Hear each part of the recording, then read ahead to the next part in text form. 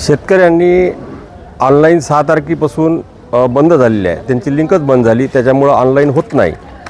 आणि जे ऑनलाईन 2800 शेतकऱ्यांनी केलेलं आहे त्याचं सोयाबीन नाफेडच्या माध्यमातून आज खरेदी चालू आहे. आणि ज्या शेतकऱ्यांनी ऑनलाईन केलं नाही ते शेतकरी आता निराश होऊन आपला माल मार्केटमध्ये आणत आहे. आणि मार्केटमध्ये त्यांना साधारणतः 3600 पासून तर 4100 पर्यंत त्यांना भाव मिळत आहे.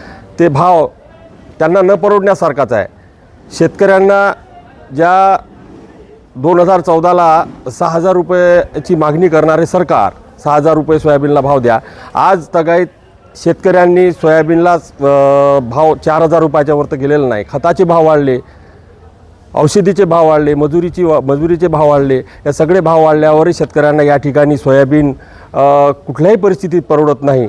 म्हणून शेतकऱ्यांना निराश होऊन आता शेवट आपलं सोयाबीन असंच घरी पडून राहील. लोकांना लग्नाचं काम आहे, अनेक लोकांचे देणं घेणं आहे, उसनवारी पैशाचे देणं घेणं आहे. अशा गोष्टीसाठी सोयाबीन नाईलाज असतो. आत्ता त्यांना मार्केटला आणून त्यांच्या सोयाबीनला कवडीमोल भाव मिळत आहे. आज नाफेडची खरेदी बंद झाल्यामुळं बारदाण्याचं कारण सांगून जे आज नाही का शेतकऱ्याची एक प्रकारे लूट चालू आहे. म्हणजे शेतकऱ्याला आज जो 2014ला भाव जो मिळत होता तो 2025मध्ये जर भाव मिळत नसेल, तुमच्या नागरटी व करणे त्याच्या बेरण्यापासून त्याच्या खतापासून या सगळ्या गोष्टीचे भाव वाढलेले आहे.